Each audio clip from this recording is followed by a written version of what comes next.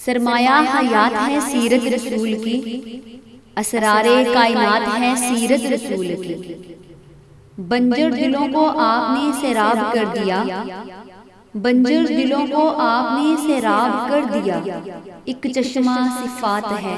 سیرت رسول کی۔ جناب صدر، سیرت رسول صلی اللہ علیہ وآلہ وسلم ایسا موضوع ہے کہ جس کو بیان کیا جائے تو ساری دنیا کے درختوں کو قلم بنا دیا جائے، ساری دنیا کے سمندروں کو روشنائی بنا دیا جائے، زمین سے لے کر آسمان تک خلا کے ہر حصے کو کاغذ بنا دیا جائے۔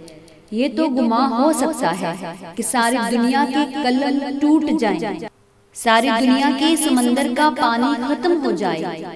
زمین سے آسمان تک خلا پر ہو جائے، مگر سیرت مصطفیٰ صلی اللہ علیہ وآلہ وسلم کا ایک باب بھی پورا نہ ہوگا، کیونکہ زندگیاں بیت گئی قلم ٹوٹ گئے، زندگیاں بیت گئی قلم ٹوٹ گئے، سیرت پاک کا ایک باب بھی پورا نہ ہوا۔ جناب اعلیٰ،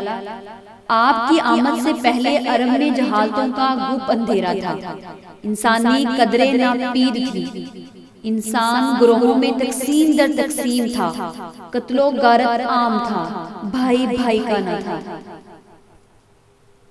کہیں پانی پینے پلانے پہ جھگڑا، کہیں گھوڑا آگے بڑھانے پہ جھگڑا، یوں ہی روز ہوتی تھی تکرار ان میں، یوں روز چلتی تھی تلوار ان میں، اور انسانیت امن کی متلاشی تھی، اور پھر رحمت خداوندی کو جوش آتا ہے کہ وہ مظلوموں کو ظلم و جبر سے نکالنے کے لیے، ان کے زخموں پر مرہم رکھنے کے لیے، ان کے دکھوں کا مداوا کرنے کے لیے آقائے دو جہاں کو رحمت بنا کر بھیجتے ہیں۔ جناب والا، میرے نبی سخاوت میں سب سے زیادہ سخی تھے،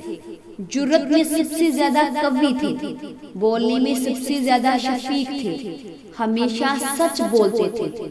لوگوں کی امانتوں کا خیال کرنے والے، بے قصوں کی مدد کرنے والے تھے، اور جو بھی آپ کو دیکھتا مرعوب ہو جاتا تھا، کیونکہ حسن یوسف دیکھ کر کٹ گئی تھی انگلیاں، حسن یوسف دیکھ کر کٹ گئی تھی انگلیاں،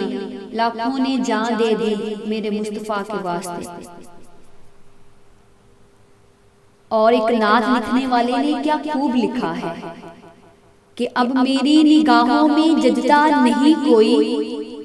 کہ اب میری نگاہوں میں ججتا نہیں کوئی، جیسے ہے میرے سرکار ویسا نہیں کوئی، تم سا تو حسین آنکھ نے دیکھا نہیں کوئی، تم سا تو حسین آنکھ نے دیکھا نہیں کوئی، یہ شان لطافت ہے کہ سایہ نہیں کوئی،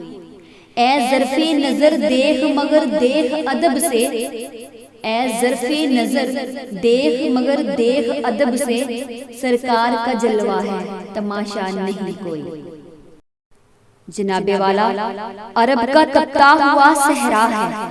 سورج پوری آب و تاب کے ساتھ چمک رہا ہے، مگر دور ایک آتشی ٹیلے پر ایک شخص کھڑا ہے،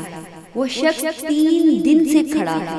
کسی ایسے کے انتظار میں کھڑا ہے جو کہہ کر گیا کہ ابھی لوٹ کر آؤں گا۔ 3 دن ہو گئے وہ شخص لوٹ کر نہیں آیا، اور 3 دن ہو گئے یہ شخص وہیں پر کھڑا ہے۔ تیسرے دن اس شخص کا وہاں سے گزر ہوتا ہے تو اپنے وعدے کے انتظار میں کھڑے شخص کو دیکھ کر آنکھیں حیرت و ندامت سے جھکا لیتا ہے،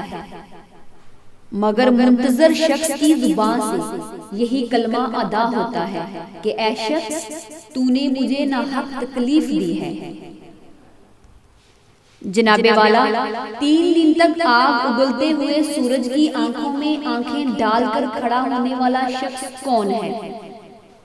غیر کے وعدے کی پاسداری میں تکلیفیں اذیتیں برداشت کرنے والا یہ شخص کون ہے؟